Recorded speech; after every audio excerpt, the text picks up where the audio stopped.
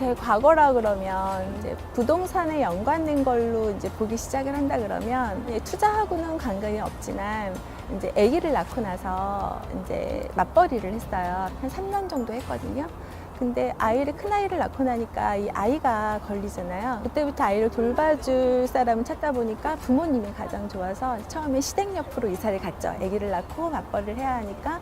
그러다가 이제 어머님이 또 못 봐주시는 상황이 되니까 또 친정 옆으로 또 이사를 가요. 그래서 한 3년 정도는 제가 이사를 한 2번 정도 하고 나서 둘째 아이를 낳으면서 그때 분양을 받았던 집에 입주를 하면서 아이를 낳았거든요. 그렇게 해서 이제 옮기다가 보니까 부동산을 뭐 이사를 해서 재테크를 하겠다 이런 것과는 좀 관련이 없는 그런 생활을 했다고 생각을 하고요. 그리고 단지 아내가 그 20평대하고 30평대가 집이 있었거든요. 근데 그 20평대 엄마들은 30평대 엄마들이 부러운 거예요. 근데 30평대 엄마들은 좀 그 옆에 새 아파트가 부러운 거예요. 그래서 자산이 이제 조금씩 모여지면 내가 30평대로 가고 싶다. 또 여유가 있던 분들은 또 그보다 나은 곳으로 가고 싶다라는 그런 생각은 당연히 가지면서 이제 지냈던 것 같은데 그렇게 점핑하는 것이 쉽지는 않더라고요. 예.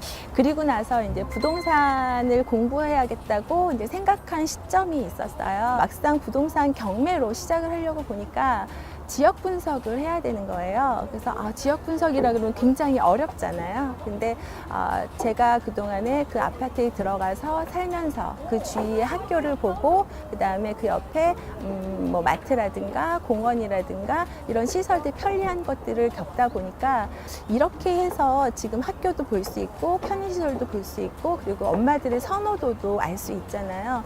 이거를 또 하나하나 이어나가니까 이게 또 지역 분석이 되겠구나 라고 생각을 하고 투자자 관점에서 그걸 보기 시작을 하니까 우리 동네도 투자하기 괜찮은 동네였더라고요.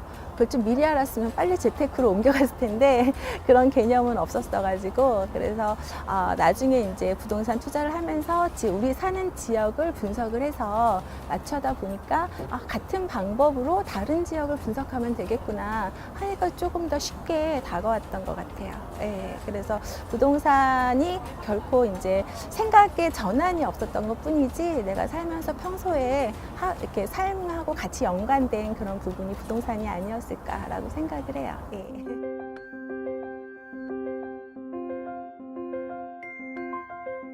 저는 굉장히 바쁘게 살았던 것 같아요. 가만히 보면 맞벌이를 하다가 외벌이로 바뀌면서 이제 씀씀이가 달라지다 보니까 아이들을 키우는데 거의 다 초점이 되어 있었어요. 저희 스스로 저희 부부에 대한 생각은 많이 안 했던 것 같아요. 아이들만 잘 커주면 행복해. 약간 이렇게 둘만의 여유로움이 없었어요. 그랬다가 이번에 이제 그 추석 연휴가 되게 길었잖아요. 긴 연휴 동안에 이제 등산을 하기 시작을 했어요. 매일같이 우리 너무 멀리 말고 한 2~3시간 정도 걸리는 거리를 한번 등산을 해보자.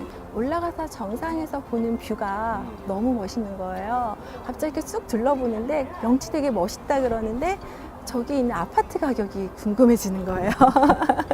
아니, 산에 올라가서 갑자기 아파트 가격이 궁금해지니까 어떡해요. 그래서 핸드폰을 딱 열고 클릭을 해봤죠. 그랬더니 저 아파트가 몇 년씩에 얼마고 앞으로 저 단지 수가 얼마이기 때문에 저것도 재건축도 가능할 수 있겠구나 뭐 이런 것까지 눈에 보이기 시작을 하는 거예요. 신랑은 옆에서 산에 올라왔는데 또 아파트 가격을 물어보니까 처음에는 이렇게 보다가 요즘에는 신랑이 좀 많이 맞춰줘요. 관심거리가 제가 부동산에 많이 있다 보니까 근데 지도를 보면 오히려 애기 아빠가 더 잘 알잖아요. 남자들이 운전을 많이 하고 다니고 지역에 대한 그런 것도 되게 잘 알아서 오히려 설명을 많이 해주고 그러니까 또 산에 올라가서 그 넓은 뷰에 그 부동산을 보는 재미가 또 쏠쏠해서 되게 즐겁게 지냈던 것 같아요. 그리고 이제 또 다른 길로 내려와서 보니까 같은 동네임에도 불구하고 제가 안 가봤던 동네가 나오는 거예요. 그리고 내려오다 보니까 빨간 깃발이 바꿔쳐 있고 여긴 또 재개발이 되는 모양이에요. 그리고 좀 더 내려오니까 병원에 거기 또 한쪽에 또 증설을 하고 있는 거예요. 병원이 또 확장을 해서 공사를 막 올리고 있는 거예요. 이 병원이 들어오고 장례식장이 있으니까 여기 주민들은 어떨까? 이런 생각이 좀 들더라고요. 좋은 점도 있고 나쁜 점도 있겠죠. 또 또 그 옆에 가니까 재건축되는 아파트가 3동짜리, 3동이면 되게 작은 동이거든요. 세대수도 작고. 그런데 이제 2동은 벌써 허물어져 있고 1동만 있는 거예요. 이렇게 쳐져 있는데 그 안에가 궁금하니까 거기도 들쳐다보고, 그래서 등산을 올라갔다가 내가 생전 가보지 않은 다른 길로 내려오면서 그 생활 속에서 인장이 자연스럽게 되는 거예요.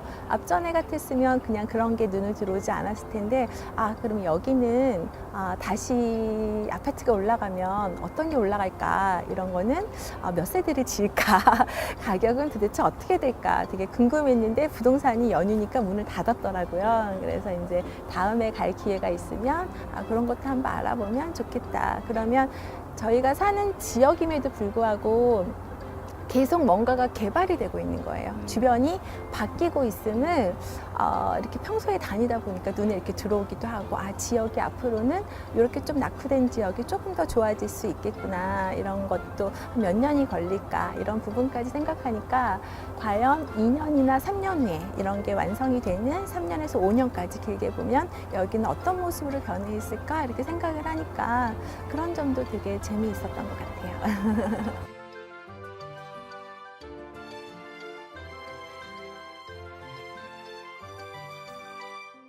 책을 내고 나서 이제 매주마다 이제 3개월 정도를 이제 시리즈로 계속 리서스 칼럼에 이렇게 글을 올리게 됐어요. 칼럼을 쓴다라는 거는 정확한 정보를 또 전달을 해야 하고 또 근거가 있어야 되기도 하고 그 읽는 사람들한테 도움이 되는 글이어야 되잖아요. 이런 많은 생각을 하고 글을 쓰기 시작을 했어요. 뭐 아카데미 쪽이라든가 뭐 카페라든가 뭐 언론사라든가 이런 곳에 글을 기고를 하게 되면서 읽다 보니까 거기에 올라와 있는 리서스 칼럼이나 전문자 칼럼이라든가 이런 칼럼들이 많이 있는 거예요. 그런데 그런 글들을 다 읽다가 보면 시간도 안 들 뿐더러 읽을 때는 맞는 것 같아. 지나고 나면 기억이 안 나는 거예요. 결국에는 제가 머리로는 이해는 했는데 실질적으로 몸까지 이해는 안 된 거죠. 왜냐하면 제가 가보지 못한 곳이고 알지 못한 것이다 보니까 모든 내용을 다 보고 듣는다고 해서 전부 다 내게 되는 건 아니구나. 그러면 내 수준에 맞춰서, 지금에 맞춰서 나한테 도움되는 글을 읽는 것이 오히려 나한테 피가 되고 살이 되지 않겠나라는 생각을 해요. 그리고 가능하면 책을 많이 구입해서 보려고 좀 노력을 하고 있는 편이고요. 그렇지 않으면 이제 도서관에서 대여를 좀 해서 보고 있기도 해요. 예.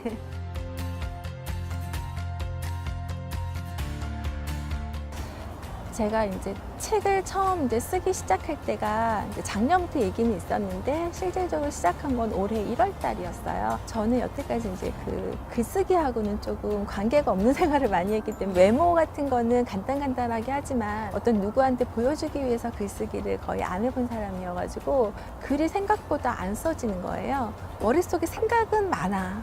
그리고 앉아있는다고 글도 안 써지고, 그래서 약간 중간에 포기하려고 약간 얘기했던 그 시간도 약간 있었어요. 나중에 이제 어느 지인한테 물어봤어요. 그랬더니 이제 강의 하나를 추천을 해주더라고요. 그 동영상을 딱 들었는데 글 쓰는 데에는 습관이 필요하다. 의식처럼 원래 글 쓰는 사람들은 아침에 밥을 먹고 다 준비하고 나서 어느 자리에 딱 앉는데요. 그 시간 동안에는 앉아서 쓰는 그런 약간의 습관적으로 그 시간마다의 내가 하는 거를 부여를 해주는 거예요. 그래서 나도 그러면 일정하게 매일같이 시간을 줘야겠구나. 시간 날 때마다 하는 게 아니라 낮 시간에는 울퉁불퉁하잖아요. 왜냐하면 일정이 있기도 하고 다른 일도 많기도 하고 특히 밤 시간은 또 더 그렇기도 하고, 그래서 일정하게 매일같이 할 수 있는 시간을 찾으려고 하다 보니까 아침 새벽 시간밖에 없더라고요. 그때부터 아침 5시에 기상을 해서 보통 7시에서 8시까지 2시간에서 3시간 정도를 이 글쓰기에 해보자. 그래서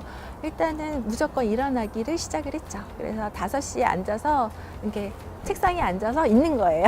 그리고 전날 생각을 하고 자요. 조금 내일은 어떤 내용을 좀 하고 싶다 그러면서 생각을 조금 많이 하니까 글이 잘 써지더라고요. 그래서 어떤 거든 간에 제가 글쓰기 해서 보니까 생각을 좀 많이 담고 나면 글로 좀 자연스럽게 나와지더라고요. 또 이제 저희 해마다 저도 한 권의 다이어리가 하나하나씩 있어요. 그 다이어리에는 내가 오늘 중요한 거, 할 일, 그리고 오늘 중요했던 거 아니면 중간중간에 어떤 에피소드가 있었으면 그런 것들 해서 사건을 위주로 많이 썼어요. 오늘 내가 하는 일, 중점적인 일을 주로 해서 기록을 하는 식으로 했고, 이제 저희 부동산 관련된 일을 하다 보니까 사건들은 좀 기록을 좀 하는 편이고요. 해마다 약간 부동산 관련 다이어리가 한 권 한 권 돼서 지금은 한 7, 8권이 되는 것 같아요. 그래서 추가로 이제 강의에 관련된 그 다이어리를 쓰기도 하고, 시세 조사를 잘 못하다 보니까 시세 조사를 다이어리에 쓰기 시작을 했어요. 부동산에서 얻은 거, 뭐 국토교통부에서 자료 얻은 거, 부동산 가격에 대한 정리를 다이어리에 조금 많이 했던 편이에요. 첫 번째 거를 항상 기억해요. 지금도 이제 갖고 오기도 했는데, 그때는 중요했던 게 뭐냐면 공부를 하던 시절이었잖아요. 요점 정리하는 게 중요하고 권리 분석에 대한 게 저한테 굉장히 중요했어요. 그래서 그 입찰을 할 때에도 입찰하기 전에 뭔가 확인을 해야 되는, 그래서 항상 갖고 다녀야 되는 그런 책이 필요한데, 그런 게 너무 크게 되면 부담스럽잖아요. 그래서 조그만 그런 다이어리에다가 그거를 요약을 해서 그 해에 썼던 것 같아요. 그래서 거기에는 이제 명도까지의 과정을 다 기록을 했어요. 그래서 그 한 권이면 입찰부터 권리 분석부터 명도까지가 돼요. 그게 이제 저만의 첫 번째 다이어리였죠. 네.